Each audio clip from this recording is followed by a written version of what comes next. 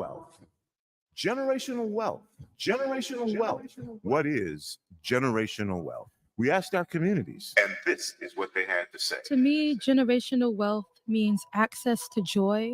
Money doesn't buy happiness, but it can buy a lot of things that make it easier. I find that when your basic needs are met, it's a lot easier to work on other things. Like even for myself as an artist, like I'm not the best creative, I'm not the best artist when my basic needs aren't being met, and not having to worry about that for yourself, but also for the people closest to you, like your loved ones. To me, that's the beauty of generational wealth. To me, generational wealth is community. It's being able to talk to people and figure out what they need and help them. I feel like especially in Seattle, This campaign to create awareness to generational wealth is brought to you by the Department of Neighborhood's Generational Wealth Initiative, the Washington Housing Finance Commission, and Rainier Avenue Radio World.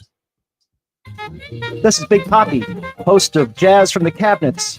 Join me each week for a listening tour of the first century of jazz, an eclectic mix of Dixieland, big band, cool jazz, bebop, contemporary jazz, world jazz, all jazz in all forms. That's Jazz from the Cabinets with Big Poppy on Rainier Avenue Radio, streaming worldwide on RainierAvenueRadio.world. Greetings. This is your host, DJ Neftali, Rainier Avenue Radio.world, the best DJ in the Seattle area. You can catch me every Monday at 8 p.m. on YouTube. Like I said, this is DJ Neftali, the best reggae in Seattle, Washington, the best radio station, Rainier Avenue Radio.world. Come on, right? Stay safe in the heat this summer. On hot days, more people have serious health issues like heat stroke, heart problem, and kidney failure. People who are pregnant, older adults, children, and outdoor workers are more at risk. Certain medications and health conditions like diabetes can make it harder to cope with heat. Check with your healthcare provider. Stay cool, drink plenty of water, and take breaks from the heat, especially if you work outdoors. A message from Public Health, Seattle, and King County. You're listening to Rainier Avenue Radio.world. Check us out on social media, Facebook and Instagram, Rainier Avenue Radio.world, and on Twitter at Rainier Ave Radio.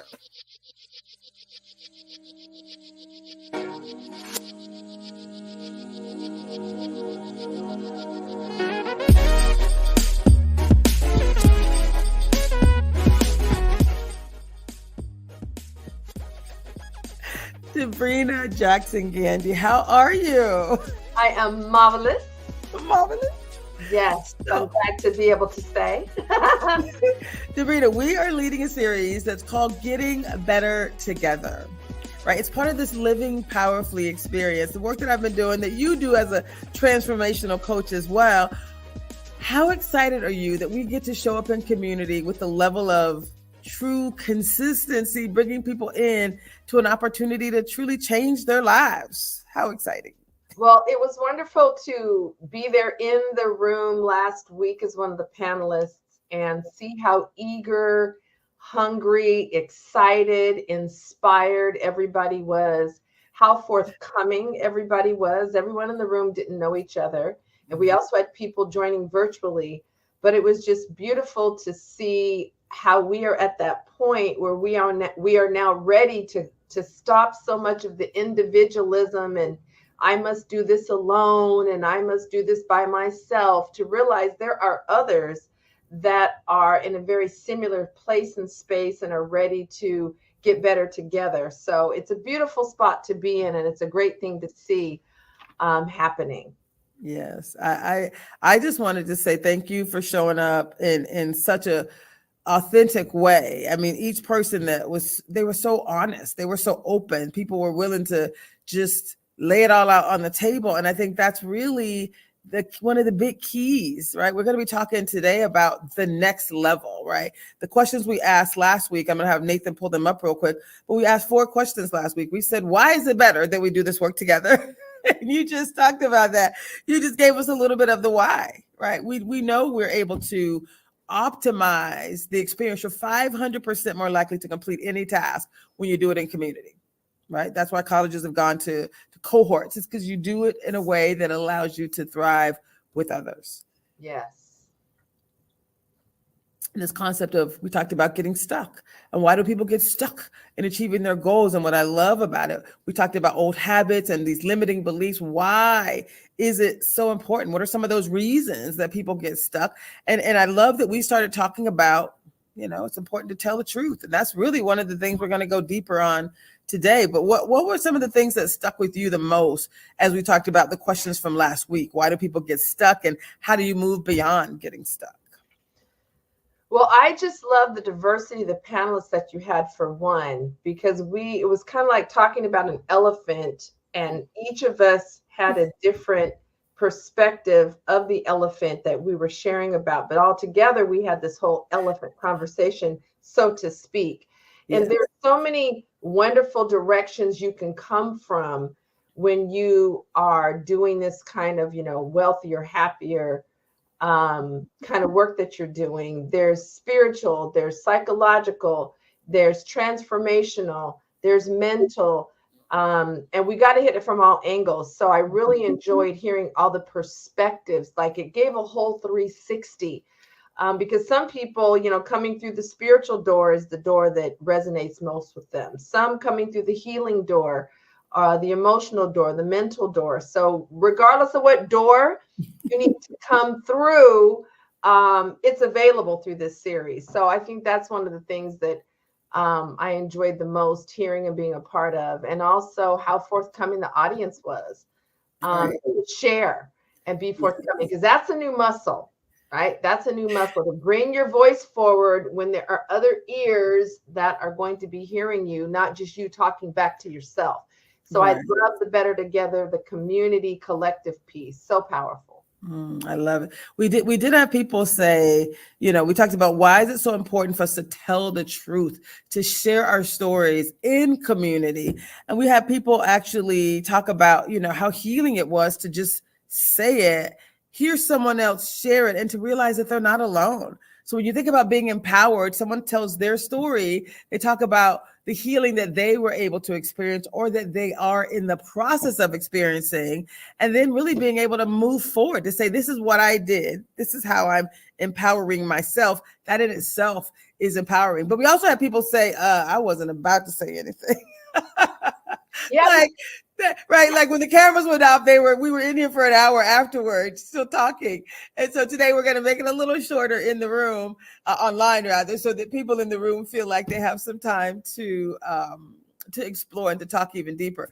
But you had a lot of valuable confirmations that it is so much better when we do this together. And the scientific side for me was like, it's guaranteed to work if we work it, and people were willing to do the work, right? It's not just, going to be easy. It's work. We got to do the work. Talk about that. Talk about doing the work. Well, two things. One is going back to your first question, is the beauty of doing something like this collectively is we have a chance to see that the human experience has only so many varying stories. Like, we think we're the only ones that have experienced something, and then we hear someone else share about a core similar denominator.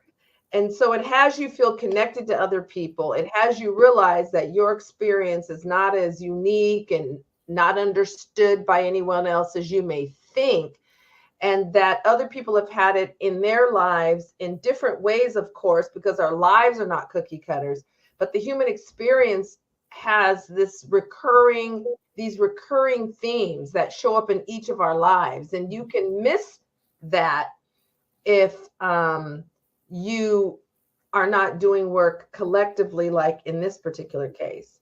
Then the second part, the other question you asked me, would you state that one again? I wanted to be sure to speak to that. You asked me a second question. Would you say that one again for me? So I don't even know what I asked. Debrena, this is intentional and organic. I'm just making this up. I don't recall what I asked. Did you ask me about truth? Oh, maybe. I'm not sure. I'm so sorry. I wanted to talk about that, the human journey piece, and how doing it together is really powerful. You really do feel connected and realize you are not alone, neither are your experiences. I love it. So I am going to ask you about truth next, but the concept of this being a journey, I think that is another piece of this. We set aside 6 weeks and people were like, what? And I'm like, it's 6 weeks because typically the living powerfully experience that I do with positive intelligence, and we're not going very deep with positive intelligence. I'm bringing in the nuggets and we're bringing in so much more. Like you said, I want it to be a full 360 experience where people, no matter how you're approaching this experience of getting better, of getting healthier, of getting happier, getting wealthier, or getting wiser, I wanted you to have, like you said, different perspectives. But the fact that this is a journey, that people are here realizing that it does take work. It takes work for us to do I think it was the work. The second part of this was the work, like getting the work done and doing it in a it's like a journey. It's an experience, and we're helping to guide people, but it is a shared experience. It is a healing circle. It is an empowerment circle. Yeah, well, it takes energy, it takes effort, it takes perseverance, it takes commitment, because it's very easy to get entangled in the busyness and the doing of daily life, or our businesses or our jobs. And so when you now invest in self, that's intentional work, where you aren't just living in your life, but you are now working on up-leveling, elevating, and supporting yourself and showing up more powerfully in that life. And it is a very intentional process, and it's not overnight. And especially if you're new to doing intentional self-development work that levels you up and elevates you, then you know that it is not overnight. It is not a shot in the arm, that it is a journey. It's a process. It has steps. It has levels. So it requires patience. I think of the gardening process. You have a pack of seeds, and on the front of the pack, it shows the finished product. It shows the carrot, not just the seed of the carrot, right? It shows the sunflower, not just the seed of the sunflower. So between having the seed in your hand and then the finished product, it is a process and a time lapse where certain things need to occur. And same thing as we grow humans, as we grow people, as we help people live more powerfully, there are steps. It's a process. And so, hey, 6 weeks really is quite short, right? I often do 12-month cohort programs, and we really just start scratching the surface. And women really start getting it like around month 9. So I think this is great that it's a 6 week. It really almost could be, 6 months, and we still not get to all the richness involved with, being happier, healthier, wealthier, wiser. Wow. So all the things. I love it. Now, I love the language that you use. You talked about leveling up. And when we wrote out this, documented what this series was going to be called, because of, there's so many variations of this, and we've created something unique and new, right? So it's the Getting Better Together. Getting is a gerund for anyone who's English, from an English literature perspective. It is a action word. It is in the process of, so it's not get better, it's getting. It's like, it's not, there's no destination, because we're all constantly leveling up. So getting better together is kind of the theme, right? And it's the living powerfully experience, because that is something that we can all do. And when we say getting better together, we say getting healthier, getting happier, getting wealthier, and getting wiser. That doesn't mean you're not healthy or wealthy or wise. It doesn't mean, it means what is the next level? Of wherever you are, what is that next level? What can you do to get to the next level? So why is it important that we talk about leveling up, wealthier, healthier, happier, and wiser? That's a journey that we're going to be continuing to get better. Talk about that. I'll go back to my gardening analogy. My mom is a master gardener. And if you have a plant that is in the ground, you expect it to keep growing. If you come back week after week and it's still 2 inches high, you think to yourself, something is missing, something is wrong, because this is a plant and what it does is grow. It is the same for us humans. We are designed to be leveling up. There are levels to the human experience. And if we are not growing, then the human being just like a plant, isn't fulfilling on its design. So we have a natural desire and inclination to want to be leveling up. And when that's not happening in the various ways that it can, in the many ways it can, we actually can feel discontent. We can feel restless. We can have an experience of feeling unfulfilled. So we are engineered to have the ability and equipped, even more importantly, we're equipped to be continually up leveling. And that's part of what, this series is about. And I love how we're breaking it down. Well, what does it take to up level? What are the tools to up level? Why does it matter to do it collectively? So all the pieces of the full meal are provided. Yes. Love it. I love it. So we're going to talk about, this is week 2, session 2. And so there's going to be 4 questions that kind of build on what we talked about last week. And the questions are, and I'm getting people ready. So we're going to be live at 6. People might be like, wait a minute, this thing was supposed to be happening at 6 o'clock. It is, I promise.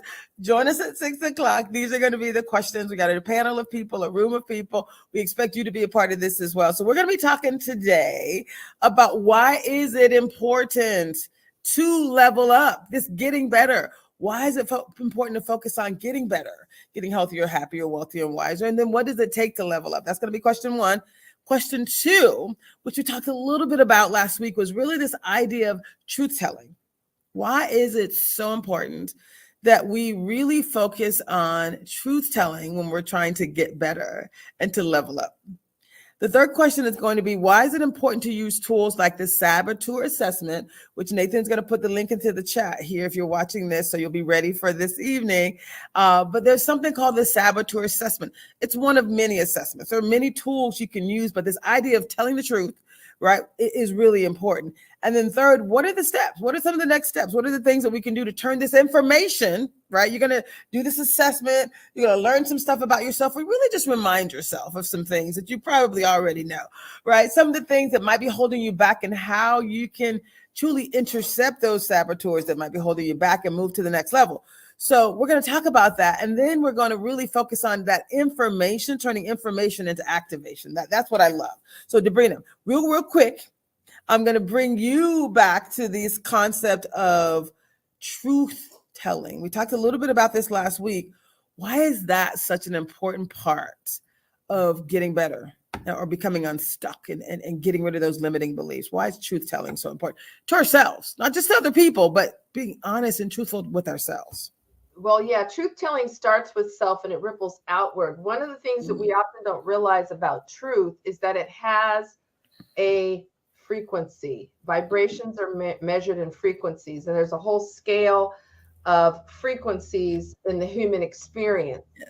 And the higher the frequency, the higher the vibration, and we are designed to be operating and holding a certain level of vibration in our bodies, and that represents health, and that represents a positive self-concept, etc., etc. So truth actually has a frequency. And if we use a reference of scripture, it says the truth shall make you free. Mm-hmm. So operating in that frequency with ourselves, with others, it makes new things become possible and available to us. So at the very basic level, truthfulness can be starting with the mirror in the hand. Because if I have spinach in my teeth, I don't know unless I have something that can reflect back to me how I'm showing up, right? You can't necessarily feel it, right? And so it's the same thing with the happier, healthier, wealthier, wiser, is what's the equivalent of the spinach in our teeth in each of those areas that we're not able to see without some tools and aids. Right. And if I'm going to a networking event and I have spinach in my teeth, it will be distracting. People won't be able to hear me. They're just looking at the spinach in my teeth. And so our saboteurs, back to a point you were making, one of the things they can do is be a distraction as well as a hindrance, depending on the scenario. So truth becomes a pathway to more freedom. Being able to show 360 of ourselves, not just the cutest, prettiest, most presentable parts, but really learning how to embrace all parts, even the parts that are in the dark, because that's a part of you or your experience. And that doesn't mean it can't be transmuted. Doesn't mean that light can't be shined on it. But recognizing what's in the darker parts as well as what may be in the public space or have the light on it, and being able to embrace the whole self, all your experiences, really does become a path to freedom and being fully self-expressed with an open heart and loving fully. It really is the starting place. That's why scripture says, before you start to pull the log out of someone else's eye or the little stick out of someone else's eye, can you get the log out of your own? So that self-awareness is a powerful posture in life. So that's why I love that truth telling is part of this process. I love it. I love it. So one of the things I know we said we were going to do is we're going to share a link to the saboteur assessment. And again, part of the work I do, it's one of the certifications I have. So I'm a certified success coach with Success Magazine. I'm a certified transformational coach with Debrena. And but one of the things we do, it's with positive intelligence. And so there's a link here. You can type in bit.ly and it's know yours _living powerfully. Or you can go to positiveintelligence.com and you can go down and you'll see this little orange guy, right? This judge, and you click on a link that says discover your saboteur. So there's a free link. It takes about 5 minutes to do. And when you type this in and you go through this process, you really want to go through really quickly, but it allows us to identify a little bit of truth, things that maybe you're like, oh, okay, I see. So when I did it, my top 3 saboteurs were, and they have names and they're cute. They have little images and they're actually funny. You're not in trouble because you have saboteurs. We all have saboteurs. If you have a brain and you have lived a human experience, then we all have saboteurs. So mine were controller. Anyone who knows me is probably like, yeah, I could see that. Just a bit, right? Hyperachiever, like I'm doing a lot. I do a lot quickly. I probably drive people in a space where they're like, I'm not doing all of that, right? So my being a hyperachiever could have negative influence on other people around me. They're like, I'm not trying to do all that work. I love that you're doing it, but don't pull me into it, right? So it's not even just about being truthful to ourselves, but how do we influence other people? So that's one thing. And then my third saboteur was like kind of combination of pleaser and avoider, right? Wanting to support people and help others, but also wanting to avoid negative things. So I kind of have to work on 4 of those things. And so, Debrena, this concept of this tool, saboteur assessment, why is it important that we have tools like the saboteur assessment to help us see ourselves and how we influence others and those around us? Well, I also took the assessment, and it does only take a few minutes. And and it's out of 10. So that's really cool too, because you can see on that scale of 10 for each of the saboteurs where you might land. So there was a few of those that I was beyond the 50% mark, or beyond 5 if it's out of 10, slightly below the 50% mark. Mine was hyperachiever, controller, and stickler. And one of the things that's so powerful, I think, about this particular assessment is it helps us become aware of what could be tripwires or handicaps in interacting with others. And a lot of times we might know our own personality style or our own likes and dislikes, but we may not be aware of, in the presence and company of others and in our interactions and relationships with others and all the spaces that interactions are required in our lives, how do we tend to show up and what things to be mindful of so it supports the interaction and doesn't interfere with the interaction. And so that's what I found really useful to be mindful of, because there's also positive effect of each of the saboteurs, but we're not talking about the positive effect. It's already doing its good thing. It's let's not be tripped up by the aspects of this that may not bode well or work well in the way you're showing up as you interact with other people.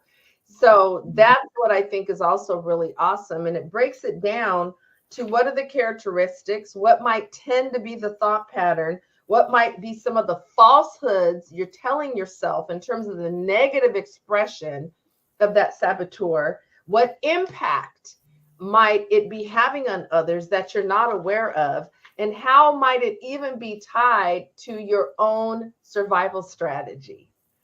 And so, so it isn't just revealing your potential saboteurs or your tendencies, but it's also giving you those subcategories so you can do further self-evaluation and know where you need to pull back a bit, make an adjustment a bit.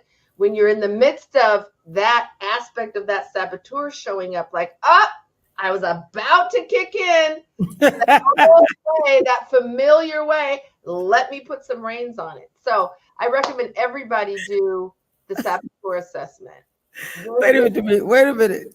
Sorry, go ahead. Say that again. It's great for self-awareness. Right. Spinach in your teeth.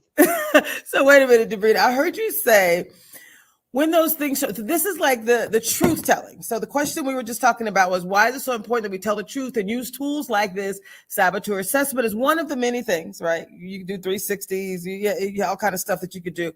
But this is one of the ones I like because it gets right to it. Like it's right to, like you said, how do you influence? How might it impact your performance, your own personal well-being, your stress levels? That's like, this, we say get healthier and happier. When you read how your saboteurs might show up for you, right? As a stickler who's, cutting the grass with the magnifying glass and a pair of scissors, right? You're down there. It's like, is that really necessary? So you get to kind of pause yourself in these moments where you might be, I'll say less than optimal performing in a way that might be causing you unnecessary stress, that might be influencing others differently. So I love that. So you just said it helps you to see it. And what we call this is sometimes just the truth will set you free, will make you free, right? So it's this concept of you see it and you get to pause it. We call this intercepting the saboteurs with positive intelligence, right? It's the pause. It is the breathing. When you see it, you get to say, oh, yes. I would have normally wasted so much time with these saboteurs. Can you say how much time we waste, Debrena, with these saboteurs? So I would have wasted time. Let's talk about that.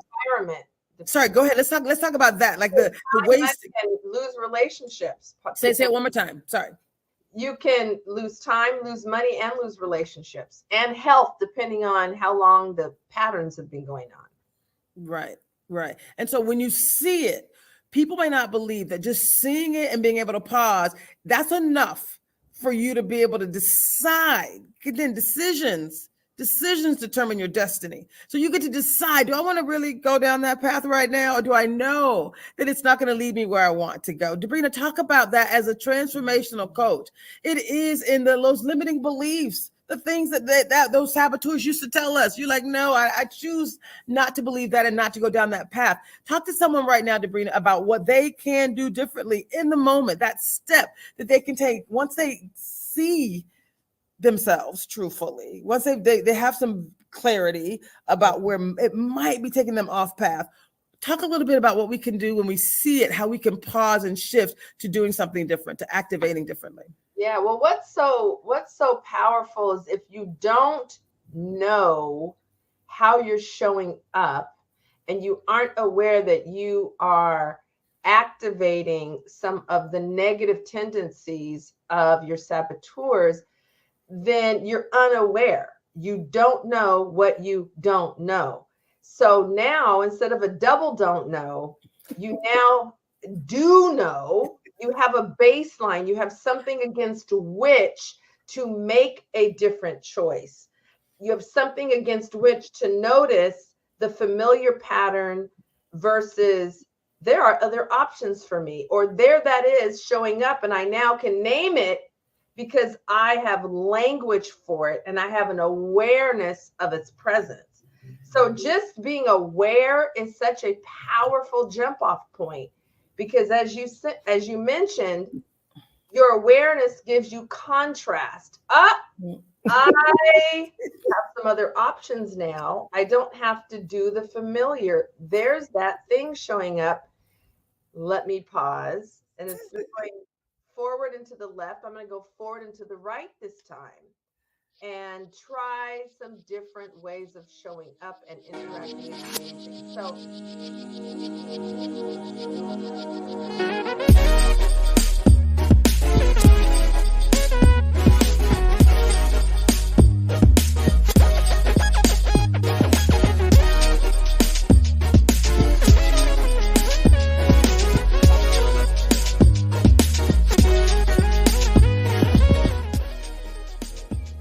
you can't get enough of Rainier Avenue Radio .world.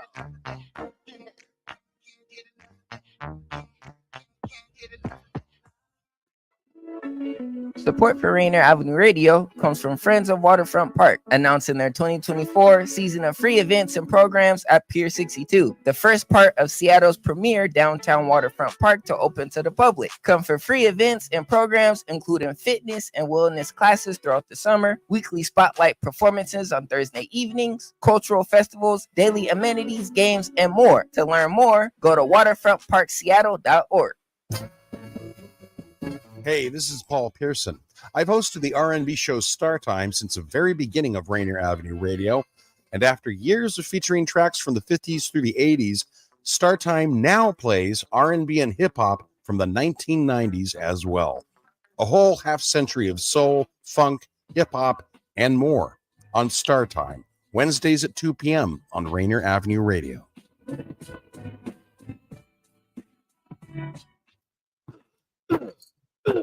Hey, Buford, why are you kicking that old CD player? Because I can't hear the radio. Can't hear the radio? Let me help you. Hey, you two, quit beating up that outdated audio equipment. You can't hear the radio on a CD player. You can. No, you can't, you adorable simpletons. But you can hear some great radio on the Rainier Avenue Radio app. It's brand new, it's free, and it's available for Android and iPhone. In fact, you can download the Rainier Avenue Radio app right now from the Google Play Store or the iPhone App Store. I'm going to go get me a smartphone right now. I'm just going to put a graduation cap on my rotary phone. You two have very significant personal issues. Get the Rainier Avenue Radio .world app today.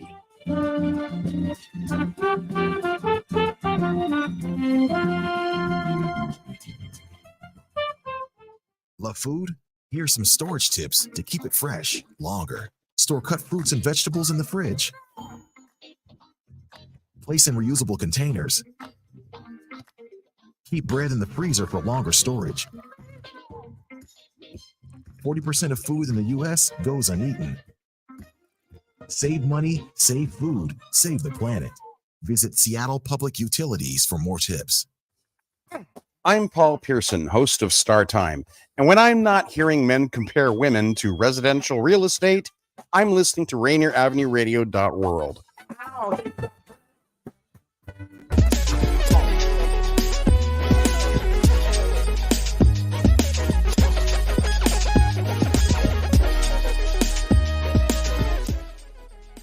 it really is the beginning of up-leveling, is to become aware of how you're showing up, to be truthful in looking in the mirror and being able to not judge the metaphoric spinach in your teeth. Don't say bad, say, there's spinach in my teeth.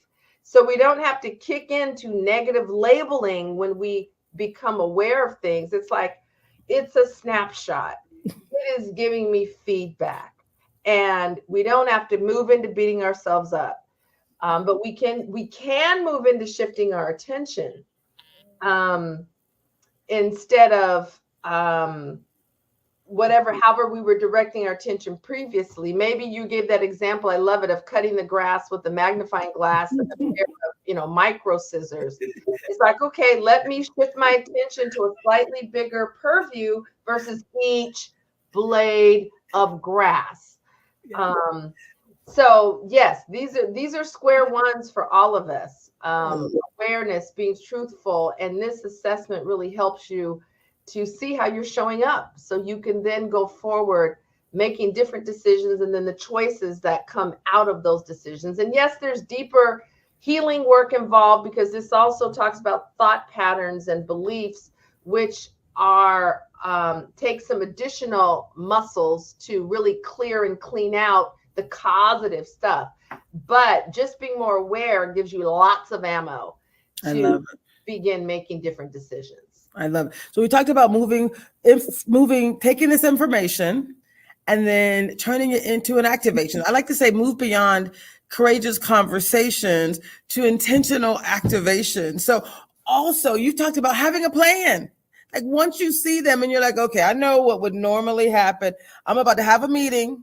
I'm a bit of a controller and a hyperachiever. I'm going to be with some people that might have different saboteurs. So I'm going to plan ahead, right? I'm going to lay out this is going to be a different plan of action. And then here's some other things. Here's some options that I'm going to take when dealing with someone that maybe be totally opposite than me, but I can see, okay, now I understand their saboteurs as well, right? So being able to share them in community is also powerful. So as we talk about, we're going to talk about two things as we close, but this concept of information to activation, right? Like that's critical. You just talked about knowing is half the battle, right? We talk about AAA, right? Awareness, action, and accountability. So it's the awareness that allows you to take new actions, and the accountability is something that we hopefully can hold ourselves accountable. But Debrena, we talked about it before. You can want a thing and not really be ready to do something different. Yeah. So let's go back. Let's circle back to where we started the last session. You can want to be different. I know people who I love and adore who said, I want to do differently. We're in the middle of the thing that they said they wanted. Now, it's hard to say for someone to say, I want to lose weight, and then they're about to pick up a cookie, and you're like, That has to be from inside, because who are we to tell someone which cookie they should eat or which one they shouldn't? But like this concept of saying, connecting with someone and perhaps asking about the opportunity, are you really ready to do something different? Like, do you want it, or are you really ready to take different actions? Talk about that real quick. We have to remember, this piece about the saboteurs talks about the survival factor. I call it your survival strategy, your strategy for making it through life. So there's a payoff to however you've been showing up and doing things. Now, the negative consequence may not yet have exceeded whatever the payoff is. And that is why we can stay in things and say, I want something different, but we haven't kicked into readiness, where you're like, hold up, the payoff, I'm ready to relinquish the payoff for an even greater one if I heal this, if I address this, if I acknowledge this. And so it's not, the payoff doesn't matter, but what if the payoff, the benefit, the reward, the gain is even greater than the piece we're hanging on to out of fear? So, for example, one of the other great things about this is you can begin with the opposite. So, for example, let's say you mentioned being an avoider, right? And a lot of, especially women, I've noticed, because I do a lot of transformational work with women, that one of the ways we avoid is we stifle and silence our voices. And so in my cohorts, one of the guidelines for how we engage is that you have a commitment, even in being here in this course with Debrena Jackson Gandy, that one, your voice matters in the space. Your thoughts matter being brought forth with your voice. And you don't get to be on the bleachers watching other people. You get to get on the field. So what would the opposite be for an avoider that normally is observing but not sharing, listening but not contributing to what's being verbally shared? Here's what the opposite would look like. Debrena says, who would like to share, or who has a question? And I force my hand up, right? Force it up, because my inclination, right, is to just sit here and participate in only one dimension of the experience, which is the listening side. And so we don't have to, go get too profound and heavy. Oftentimes the opposite is what, like if you're always talking, what's the opposite? Let me now learn how to listen well, right? So often the opposite becomes the pathway to help us begin to break the grip of the old behaviors and patterns that those saboteurs have formed for us. So, we don't want people to overthink it. Where do I begin? Okay, do the opposite. I tend to okay, now let's work on listening well. I tend to silence my voice. Okay, let's work on bringing your voice forward, right? I tend to procrastinate. So today I'm going to take a half a baby step instead of spinning in my mind. So the opposite can help us begin the forward movement as well. I love it. And I love that we have talked about, as it relates to being a transformational coach, it's the work I love to do as well. And I know we talk about limiting beliefs, those things that actually we truly believe. And when we think about limiting beliefs and turning those into powerful beliefs, right? Those empowering beliefs, it's the opposite. It's just the opposite. You don't, like you said, you don't have to complicate it, right? A limiting belief says, you know what, if I'm a hyperachiever, I gotta get another certification in order for people to want to pay for my work. I am over certified. Stop. Like really, like just show up in community, and the right people who want to do the next level of work will show up, and they'll be willing to do right. So for me, like I've had some thoughts in my head that aren't true. We all have. And so it's the opposite. I got to do another thing. I don't have to do another thing. I just need to show up and do what I do. Right. And so I think that is important too. How do you change the status quo for yourself? How do you turn information into activation? It's doing the opposite of what that saboteur would have been telling you to do, or you would have done just out of habit. Yeah. And then what's also so wonderful about the series, and I'm really glad you've designed it this way, is you also are going to be talking about healing. Because if we have beliefs which serve as our personal software, right? Yes. Software is what gives a computer its instructions. Our personal software is reflected in our beliefs. So you can't just say, I now believe something different, when that belief has been operating in me for, let's say, 30 years. Right. And so it isn't just a statement, and it isn't just a decision. There is some excavation to unhinge and unhook that thing that has barbs on it that needs to be extracted. And there's a process for that. And part of the process includes healing work, where you're now going into your interior and into your spirit, to your psyche, your emotions, and you begin to unhinge these beliefs that have kind of locked on to parts of our thinking and our emotional system. So we know that there's deeper work to do. This is not just make a new decision. We know that, but if we're really looking for the complete and fuller transformation, which always leads to more liberation and self-expression and deep joy, then the pieces that are also part of this 6 weeks need to be part of it. The healing work, yes, in the form of forgiveness and the other forms that healing can take. So I'm really excited that was factored into the design, because so often that's left out. And then we just have improvement. We don't have deep and lasting change, AKA transformation.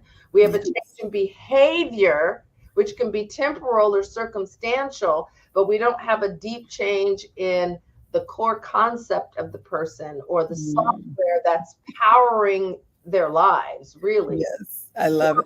I love it. That's a part of it. Yes. I'm so glad you mentioned that. So as we close, because we're gonna talk about next steps, we talked about this concept of turning this information into activation, to doing things differently, and you mentioned this concept of forgiveness work. Healing, empowerment, and healing are connected, right? Because we're not saying we don't want short-term empowerment, we want long-term transformation, right? That's where the healing comes in. So is there anything you want to share to prepare people? So we have week 1 was about really creating a space for people to understand that their ability to change is within them, right? It's really this concept of we have the power to change. Week 2 is really going deeper into what might be holding you back. We're going to go deeper into the saboteurs. Week 3, we're going to talk about the saboteurs and the sage, like being able to tap into those sage superpowers. And then in week 4, what's left when you're trying to get better, happier, healthier, and wiser, and you still have some things that are stuck. There's some forgiveness work that is required for some of that deeper transformation. So is there anything you want to say to prepare people for the next layers of the work? Yeah. Well, if it's transformation work, then we have to include healing work. And by transformation, I mean caterpillar to butterfly.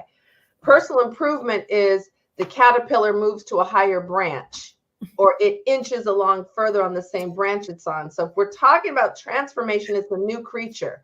And that means that the self-concept and the pillars of the self-concept that inform how you show up, how you perceive, how you relate, engage, communicate, those have begun to be replaced at a deep and lasting level. So how do you do that? Well, we have to look at what are those beliefs. We've got to look at the thoughts that arise from those beliefs. We've got to look at the experiences that are surrounding when those beliefs even got installed, and the emotions that have followed in the wake of the experiences that often installed those beliefs in the first place, because emotions need to be transmuted or released. And otherwise they stay in your system, especially low-level emotions. If they keep accumulating and building up and they're not either released or transmuted, they can create health challenges. Dis-ease can begin to manifest in your body. We are the sickest industrialized country. We have such an accumulation of low-level negative emotion in our systems that it makes us the sickest country, even though we have technology and wealth and all these things. So the implications are huge, but healing is what allows you to now do the interior work and clean out the gunk, funk, and junk, emotionally, funky beliefs, hindering thoughts, limiting, disabling, debilitating thoughts and beliefs. So it's the deeper work that really unclogs you, as we were saying in the first week of this awesome panel. Unclogs you, allows more flow, your magnetism increases, your natural resonance with positive opportunity and people. There's certain things that naturally occur when you unclog and you do that deeper healing work. Not to mention your heart is reopened or opened wider. And that's the most potent and powerful force in the universe. So yes, so glad that healing is part of this. It is crucial if you're doing transformational work. I love it. I love it. So I know we have an Eventbrite. You guys can come back to this live, and we're going to post it here in the chat for you to join us. In the Eventbrite, you can join all 6 or all 5 in the next 5 sessions. So Debrena will continue to bring her voice as a part of this process. She'll be back live in this room with us on June 3rd as we go deeper with the forgiveness work. She's going to join us each week with the standard questions and bringing her insights. And if you have any specific questions for her, we're going to continue to offer some coaching, etc. So feel free to put it in the chat, and we're going to be monitoring each and every element of this process for sure. And I just want to say thank you all for joining us. This is, again, the Getting Better Together, the Living Powerfully experience. We're all about getting healthier, happier, wealthier, and wiser. And Debrena Jackson-Gandy, do you have any final words that you want to share with people about why they should join us? Well, I think we covered it, but I think most importantly, we're working some new muscles here. And if you go to the gym and you do one workout one time, you are not going to have a 6-pack. You're not going to have your biceps and triceps, beautifully defined, right? So the same way as gardening, the same way as going to the gym for our physical bodies, you have got to have staying power. You have got to have commitment, and you've got to be willing to put forth the energy and the effort and work the muscles over the weeks of this series. So just remember that patience, persistence, diligence, commitment, and the fruit will come. But you got to invest the energy and the effort and the commitment and have the will. I love it. I love it. I love it. Thank you so much. Thank you. You're wonderful. This is just incredible. Thank you. Appreciate you. See y'all soon.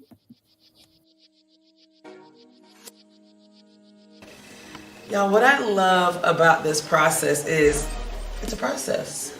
It's a journey. And I typically surround myself with real people who are willing to have a real conversation about the experience. So this one right here is my coach. Like I said, she don't let me slip, right? This is about excellence, creating a level of excellence in our transformation. And God brought another beautiful woman into my life, Cassandra. She often says things that appear to be contrary. She's like, I don't want to, I'm like, girl, you are my people. You are community, right? And so your perspective is not only valuable, I want to amplify it. So I said, hey, in post-production, let's go back. So you were just telling me, we were just doing a session around forgiveness, the power and the practice of forgiveness. My beautiful coach here, Debrena Jackson-Gandy, was taking us through a process. We documented it, multiple steps. And what did you say as you were having the experience? Step one. Yes, so first of all, once I got the instructions right, okay, that part. And I started to write down the emotions that I felt in these various scenarios. When it came to identifying the opposite, I grew frustrated. It was not linear, it was not clear, it was muddy. And I wasn't quite sure identifying like what is opposite of this or what is opposite of that. I've never dealt with emotions on any level. Like I grew up, you're the oldest kid, you gotta do what needs to be done. You don't have time to be over in the corner crying, we're not gonna complain, just do what needs to be done. And so looking at emotions at to this level of detail, it was actually pretty frustrating, almost to the point that I just wanted to check out of the process. But I also heard the stories that were being shared, and I can recall being like in the same scenario, but having a whole different perspective on the same scenario. So I think for me, having this opportunity was very uncomfortable. I'm not quite sure how I feel about it at this point, to be honest. I'm gonna go home and sleep it off, and maybe I'll dream or something great and wonderful, which does happen a lot. But that's how I'm feeling right now. And thank you for sharing that. This is a new muscle.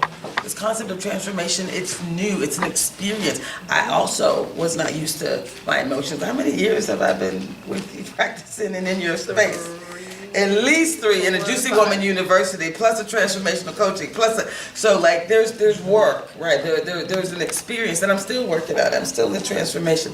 But identifying these emotions, it's so freeing. Creating a space where you can forgive, identify the low-level emotions that we might consider a negative emotion that is not optimal, where those saboteurs show up. That's why the saboteur assessment is so cool, right? So identifying those emotions and then shifting, again, those limiting beliefs. No, I choose something different. I choose a new belief. So this process is really the cleaning out, but you can do this on a regular basis. It's not a one-time, one and done. So what would you say to someone like her who, again, not used to dealing with the emotions, not used to even identifying any of them? Yeah. Talk to people about what that can and what they can do. I think it's perfect, because this is what your experience was doing it this first time. And I wouldn't label it anything but to say, it wasn't, kicking my heels running through the daisy patch for me. It was frustrating. And so just be okay with that being what it was this first time you went through it. But also, I heard you say you were writing down situations, plural. And so that's a whole bunch of emotion from a whole bunch of situations, which might have just been too much. I said choose one. And that every instructor is on purpose, because most people haven't done this before. So next time you do it, and there should be a next time, this is not a one and done, it's not a shot in the arm, it's not flush the toilet once after 20 years. And next time, stick with a pivotal situation and focus on those emotions and the opposite, and see if narrowing it down and not plural, which can be a lot, especially if it's one person a lot, because you can take that same person again and choose a different situation, and then a different situation, and looking at your paper was a whole bunch of situations. And so you may have gotten a little flooded because you might have been avoiding this, you know, and then now to turn to look at it, and you got situations, and it could have been a lot. So bite-sized pieces, baby steps. It is an ongoing journey. It is not a one and done, and it is a new muscle. And you know, the first time you go to the gym and you try to lift 40 pounds, your arm may not be able to do it. But as you start at 10 and 15 and 20 and 25, next thing you look up and you can do 45 pounds on an arm. So there's a lot of parallels between the workout of the body and the workout of our forgiveness muscles and the process. So be patient, be compassionate, give yourself grace, and whatever your experience was is whatever your experience was. There's no right or wrong. It's like, I noticed this is how it was for me the first time. And the next time, notice how it was. And the next time, notice how it was. And I think that each time it will be less frustrating because the muscles will have had a little bit of strengthening from the previous time you did it. So, so it's all good. Nothing's wrong with you because you're like, I don't feel lighter, I feel more frustrated. What the hell? What is happening? What's happening? What is not happening? And also it can be stirring up some stuff that you had like let's not open that lid, let's not open that door. And now we threw the door open, it's like, could possibly be happening as well. Also, the reason I said don't go into doing and don't go into tasking, and especially for you, be sure you go home and don't, well, how was it? What happened? I'll talk to you tomorrow. Right now, I'm going to go rest my body and my spirit. So it really is all good.